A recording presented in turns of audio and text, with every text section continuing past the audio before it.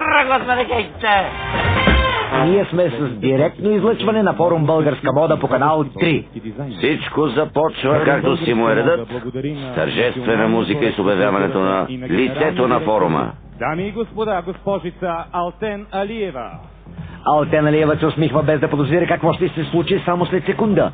Ето тя пристъпва по черната пътечка и оп!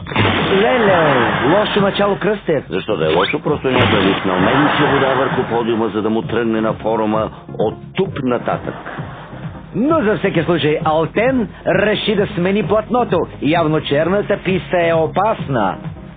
Но не само черната пътечка крие рискове, да видим какво ще се случи по-нататък. Ето, че и бялата ивица е хлъзгава. Едно опровержение на поговорката, че не можеш да кажеш на черното бяло. Оп!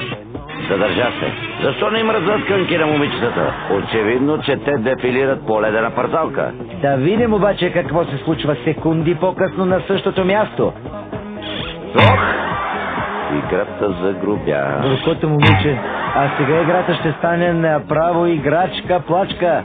Да видим как манекенката. Оп! А сега нека внимателно наблюдаваме как си отива. Оле, мамо! Наблюдавайте внимателно това момиче. Той е зарязал манекенската си походка и стъпва като в паници.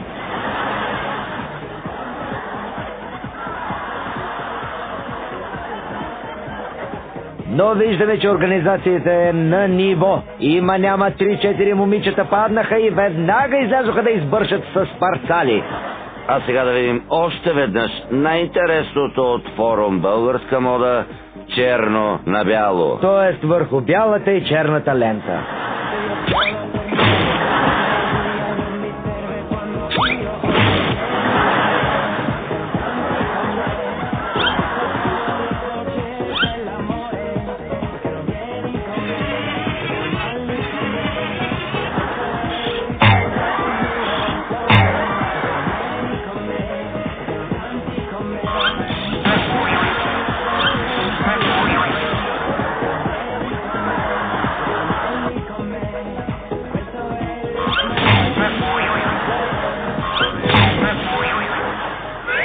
Това беше всичко от нас за тази вечер.